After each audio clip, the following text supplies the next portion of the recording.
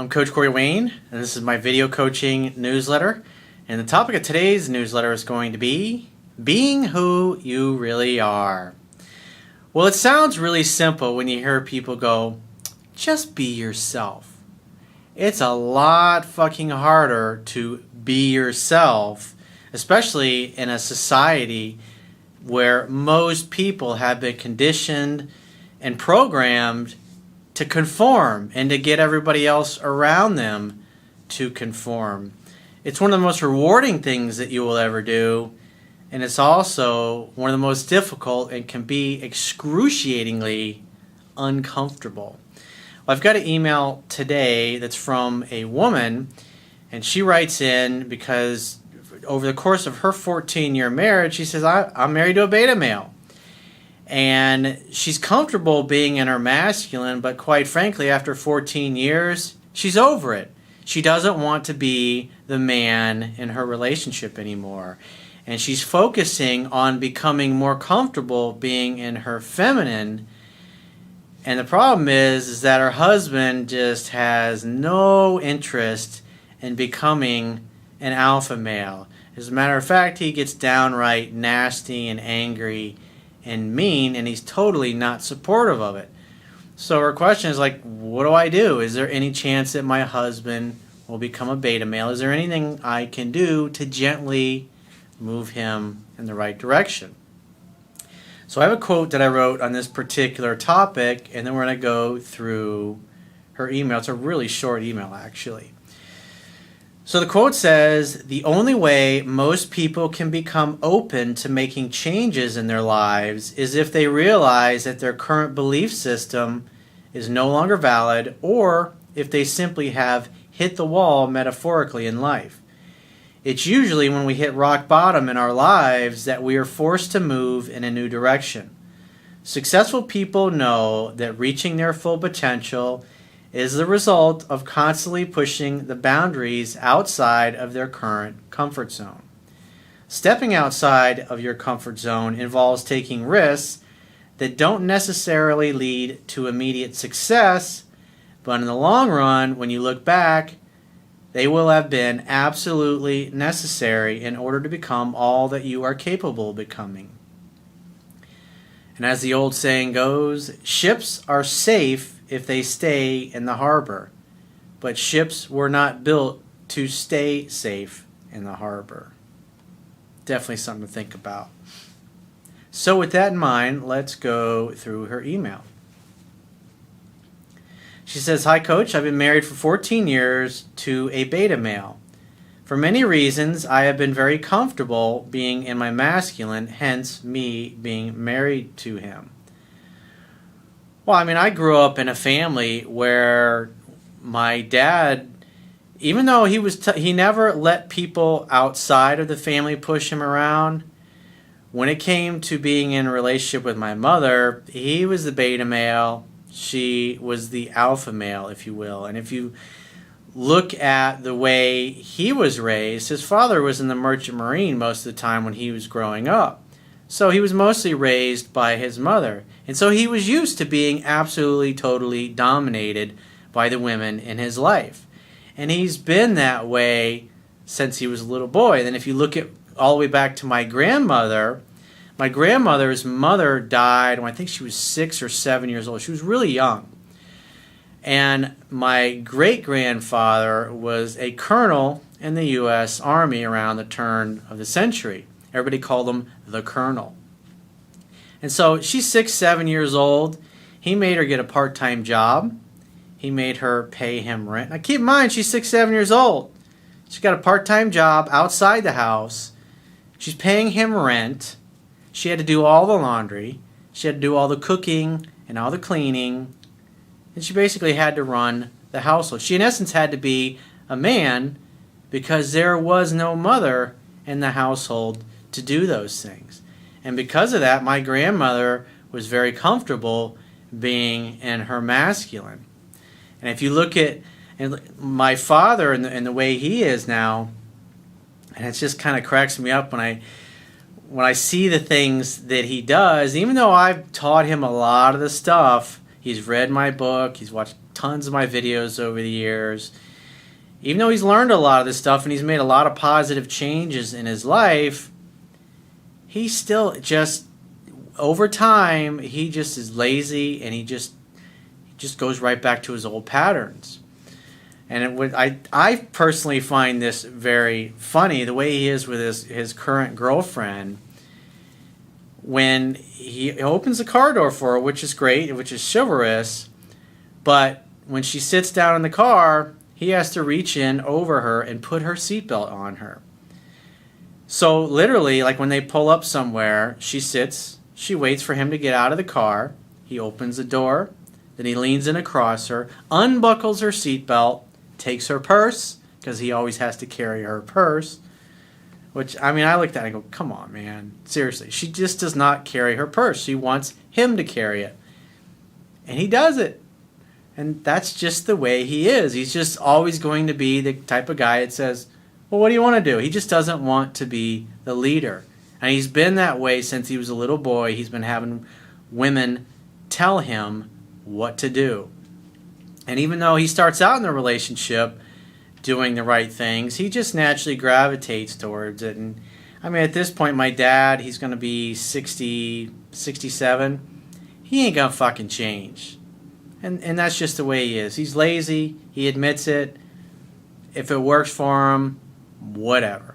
I personally, I'll open the car door for my girl, and I always have. It's the right thing to do, but putting the seatbelt on, carrying our purse everywhere, I mean, come on, seriously.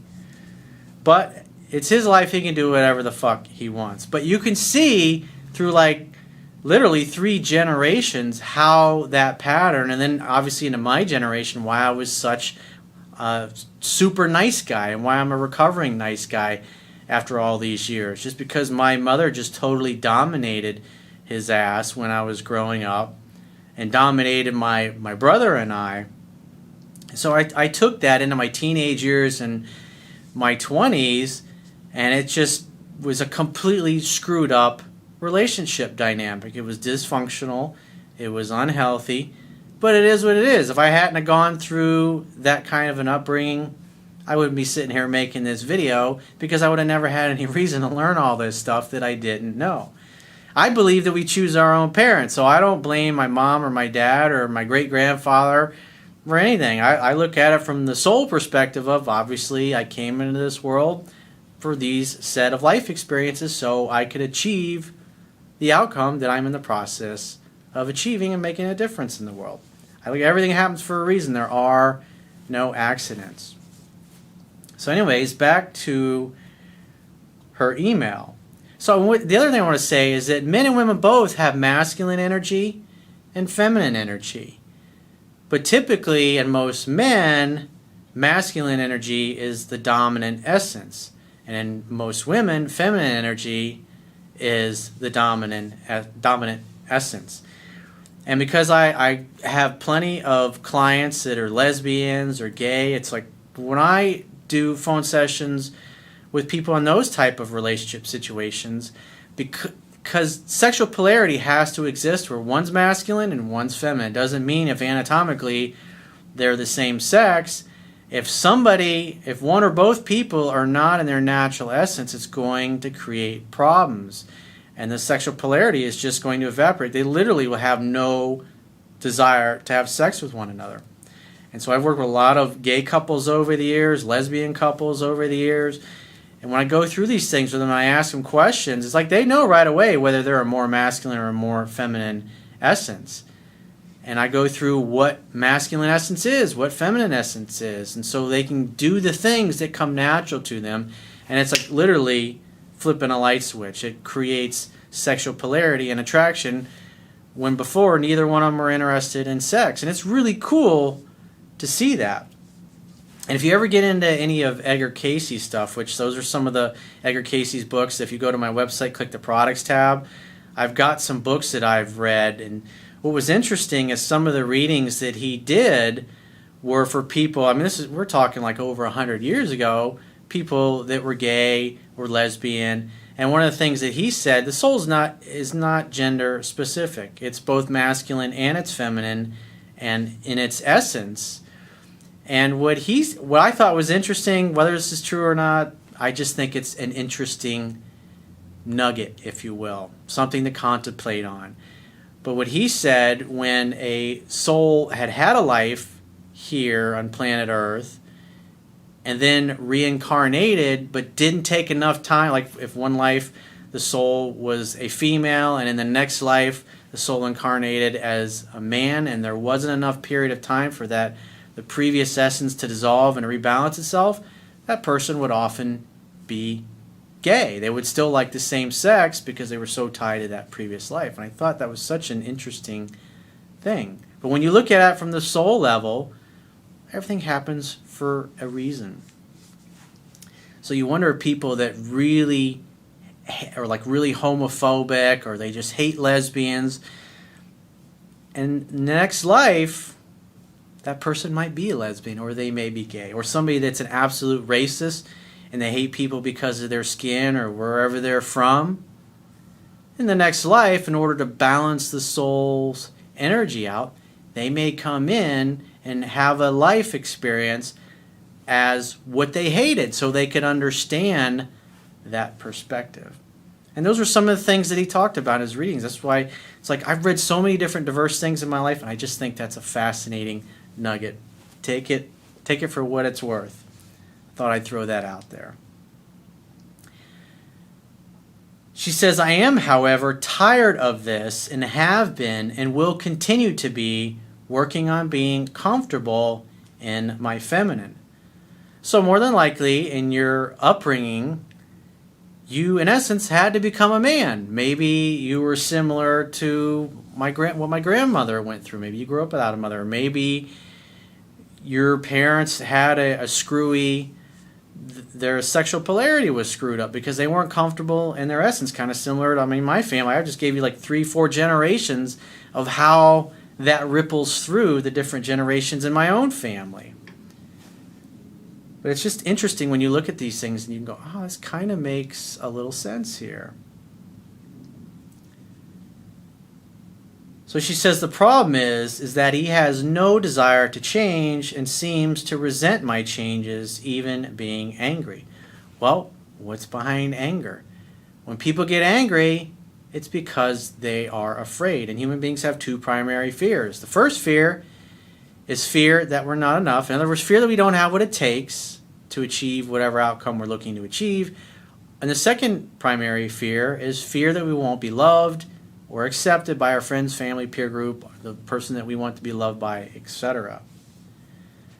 And so more than likely, if you're moving into your feminine and your husband is more comfortable being in his feminine because that's the way he was raised and conditioned to believe, that's going to be scary for him. That's going to make him feel completely uncomfortable. He's going to not feel certainty. And certainty is one of our core human needs. So if you're moving into your feminine, which is something he's not used to, that forces him to move more into his masculine. And if he's lived his whole life being a beta male, being in his feminine, it's like you look at my father. He can do it for periods of time, but he's just kind of like an emotionless zombie. And like once he's comfortable, and after he's been, like his girlfriend that he's with, they've been together for a couple of years now, he's just always going to be that way. And I'll bust his balls when I see him and when I talk to him about it, and he'll laugh it off. But it is what it is, It's his life. If he wants to live that way, then he gets the consequences of all of those kinds of problems. His girlfriend doesn't like it at times. It really bothers her, but hey, it is what it is. And so obviously your husband, he's not going to feel comfortable as you do this because on some level he may fear that he's losing you. So she says, my question is, can a man change from beta to alpha simply by default? Well, he has to want to. And he has to understand what it is. And what I would definitely suggest is say, hey, I've been reading this book by this guy Corey Wayne, the shaved-headed motherfucker that I see on YouTube all the time. And he's got some really interesting information, and it's really helped me understand myself better. And it would be really nice if you would take the time to read this as well, because I think this can really help us in our relationship. And he may say, you can go fuck yourself. Or he may say, maybe I'll go check this out. Or he may say, sure, yeah, I'll check this out. And then it just becomes a coffee coaster. I mean, at the end of the day, you can lead a horse to water, but you can't make him drink. Or as I would guess, does he really need to want to change? And just like I shared in the quote, it's like until he gets to a place where he realizes the way he's going about life ain't working, he ain't going to do shit about it. What would your advice be? Well, really, this is not so much about him as it is about you and you becoming comfortable. If you're going to continue to work on yourself and get more comfortable in your feminine essence, and as much as you try to explain or suggest or gently push your husband in the right direction, he may not be interested in it. And you may have to come to a point in your relationship where you're going to have to make a choice. And I can't make that choice for you. You really have to decide what's in your heart. And if he's unwilling to change, and if he's unwilling to co-create with you and balance out your different energies, your masculine and feminine energies, to have the sexual polarity there, because you're tired of being the man in the relationship. And if he's incapable or unwilling to make the changes to make you feel loved and supported so you can feel natural and be a woman, you may have to give him a choice. It's like, well, this is what I want. This is natural. This is normal. This is the way it's supposed to be. The way we've been behaving for 14 years, it doesn't work for me anymore. And if we're going to stay married and we're going to stay in relationship with one another, I need to see you making positive changes. I need to see you taking on more of a leadership, more of an alpha male role in our marriage. And if you're not willing to do that, then more than likely we're not going to stay married for very long. And I would suggest that you go find yourself a woman who's more comfortable being the way I used to be, which is acting like a man. And I want to act like a woman. And you can tell him that, and you can leave it up to him. Because at that point, it's like what I said in the quote. He's up against the wall. He's hitting rock bottom. He's not going to have a choice. Either he makes positive changes, or the potential is he's going to lose you forever. Because the bottom line is, something within you knew wasn't right. You knew something was screwy with your relationship dynamic. And that led you to go do research and look for some answers, and that eventually led you to my book and my work, and things are clicking and they're making sense. And you go, oh, this feels more natural. I like this. But again, this is going to be up to you. Hopefully, he'll see the value in it, but if he continues to be combative, you may get to a point in your relationship, your marriage, where he's got to make the choice. Either he evolves, or your relationship will devolve and dissolve. The strongest negotiating position is being able to walk away and mean it. So it really matters what's most important to you. Do you want to just keep the peace? Or do you want what you want? I mean, at the end of the day, I talk to so many people that have been married for 20, 30, 40 years. And they're like, yeah, we stopped having sex 20 years ago. I'm thinking, oh, God, why would you do that to yourself? And they just want to be happy. And that's a tough thing to do, especially when you've been with somebody 14 years. But you have to focus on what is your outcome. What kind of relationship do you want to have with the man who is in your life? Write those down. Write a list down. I got this off of Amazon recently, Amazon.com. If you've heard me do some of the goal setting videos that I've done, you write down a column, all the positive benefits. And so obviously right here with the pros, here's all the benefits that will happen if your husband does the things that you know he needs to do. And these are all the positive things that you want in a relationship. And obviously here's all the downside risks if things don't go the way you want, if he doesn't do what you want him to do, if you don't have the kind of relationship that you want to have, that kind of thing. And then it's just a matter of either he's going to step up to the plate or he's going to continue to be a little bitch. That's reality. And at that point, you have to make a decision of what you're willing to accept and what's not acceptable. Your must-haves. Your must-haves are your pros, And the deal breakers are the cons. So you have to think about that. You're going to have to do some soul searching and decide what's right for you. But all you can really do is gently suggest. Remember, as men, we don't want to feel like we're wrong. That's why in the old days, before we had apps that you could have on your cell phone that could give you directions, that's why guys didn't want to ask for directions. That's why when they were putting a bicycle together, they'd pull everything out and just start putting shit together instead of reading the instructions. And then we're cursing and bitching an hour later when we put something together wrong and we got to take it all apart or restrip the bolt or something like that. Because guys don't want to. Because when a guy admits that he does something wrong, we feel like a failure. If you're happy, we take credit for that. If you're unhappy, we blame ourselves for that as well. So the key when you're talking to your husband is not to make him feel like he's wrong or that he's unsuccessful at making you happy.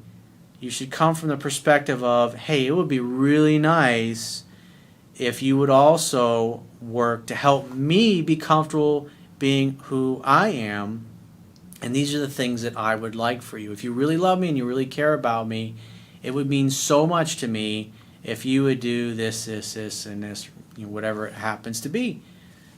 And give him the opportunity to step up and rise to the occasion or fall flat on his fucking face. And if he falls flat on his fucking face and he refuses to participate and co-create, because remember, what is the purpose of all relationships? You go there to give. You're there to help each other grow and become more. You're there to meet each other's needs. And he's either willing to mutually meet your needs and vice versa, or he's not.